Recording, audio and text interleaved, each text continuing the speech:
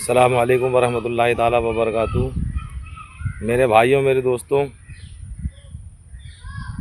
ابھی ہم آپ کو دکھائیں گے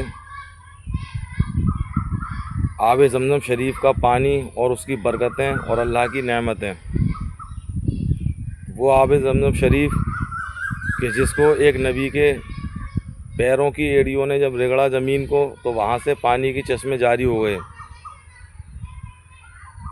اور یہ امام حسین رضی اللہ تعالیٰ عنہ کے جد امجد میں سے ہیں، اور ایک حضرت امام حسین رضی اللہ تعالیٰ عنہ کی آل میں سے ہیں سرکار خواجہ غریب نواز ہند ولی، کہ جب خواجہ غریب نواز نے انا ساگر کو حکم دیا کہ خواجہ غریب نواز تمہیں بلاتے ہیں، تو وہ دریا کانسے میں بھر کر آپ کے حجرہ مبارک، آپ کی کٹیا میں تشریف لے آیا۔ تو کچھ لوگ یہ کہتے ہیں کہ امام حسین کے پاس پانی نہیں آیا، تو میں ان سے کہنا چاہتا ہوں کہ امام حسین کے اوپر اگر وہ جا کر دیکھیں تو ان کے جد کا یہ عالم ہے کہ ایڑیاں رگڑیں تو پانی نکل آئے، اور امام حسین کی آل کا یہ عالم ہے کہ آپ حکم کر دیں تو پانی کانسے میں بھر کے چلا آئے۔ تو میرے امام اگر حکم دیتے دریائے دجلہ کو، دریائے فرات کو حکم دیتے تو وہ پورا کا پورا امام حسین کے قدموں میں چلا آتا۔ لیکن میرے بھائیوں، میرے دوستوں، امام حسین کربلا کے میدان میں پانی پینے نہیں گئے تھے بلکہ اسلام کو بچانے گئے تھے۔ وہ اسلام جسے آج کے ناہنجار مسلمان کہلانے والوں نے اپنی طبیعت کے مطابق بنانا چاہا ہے۔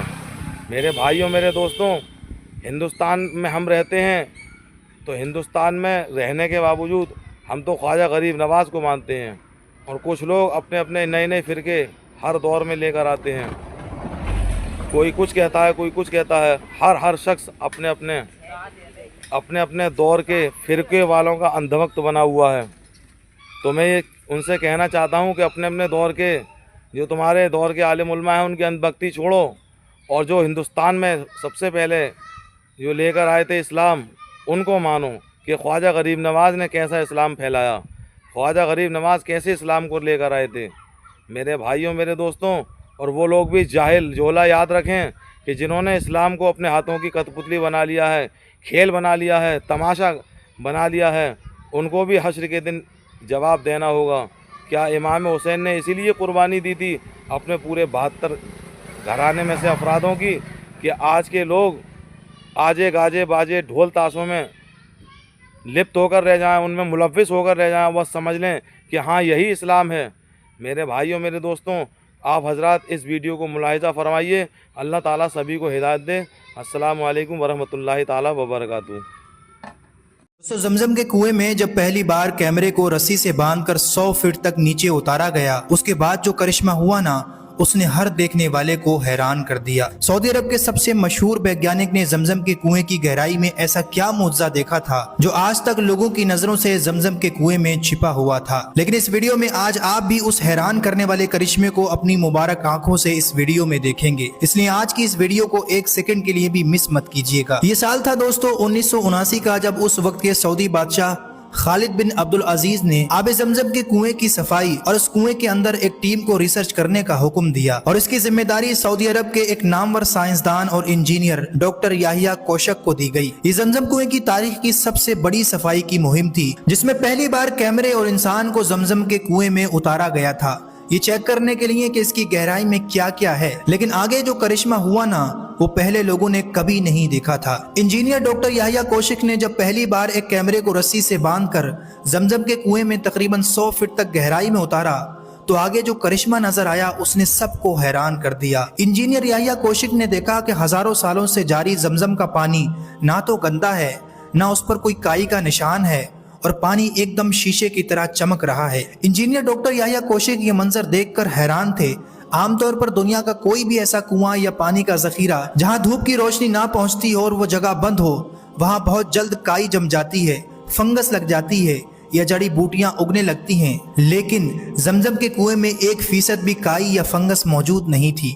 اتنا ہی نہیں، پانی کی سطح کے نیچے کچھ پرانی اور قدیم چیزیں بھی ملی، جیسے پرانی تانبے کی بالٹی، مگ، جو پہلے زائرین پانی نکالنے کے لیے استعمال کرتے تھے، لیکن رسی ٹوٹنے کی وجہ سے یہ زمزم کے کنویں میں ہی گر گئی تھی۔ آگے جب اور دیکھا تو اس کے اندر پرانی سلطنت کے سکے और संगे मरमर के पत्थर पर लिखी हुई कुछ इबारतें भी दिखाई दी। लेकिन इसी दौरान इंजीनियर डॉक्टर याहिया कोशिक ने जमजम के पानी में कुछ ऐसा देखा जो पहले कभी किसी ने नहीं देखा था।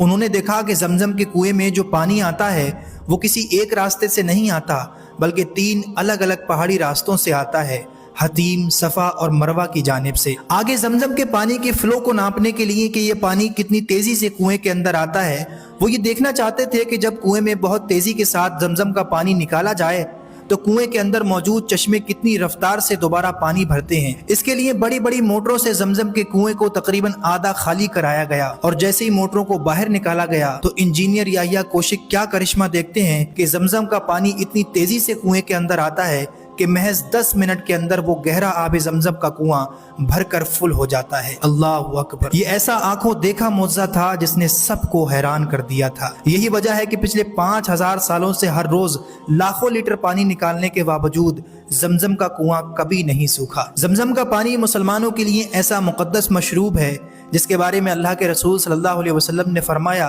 कोई शख्स जमजम पीने का इरादा करे और पेट भरकर पिए तो अल्लाह उसके जिस्म की सारी बीमारियों को ख़त्म कर देता है। ये ऐसा मुकद्दस पानी है, अगर आप इसको शिफा की नीयत से पिएंगे तो शिफा देगा और प्यास की नीयत से पिएंगे तो ये प्यास और भूख दोनों मिटाएगा। दुआ है अल्लाह हम सबको, हमारे माँ बाप को ये मुकद्दस पानी पीने की सआदत नसीब फरमाए। इस वीडियो को आज दिल से एक लाइक और इतना शेयर कीजिएगा कि ये बात, ये जानकारी हर मुसलमान तक पहुँच जाए। बाकी अपनी कीमती राय इसके बारे में नीचे कमेंट करके ज़रूर दें। वीडियो को लाइक और आगे ऐसी अच्छी वीडियो के लिए चैनल को भी ज़रूर सब्सक्राइब कर लें।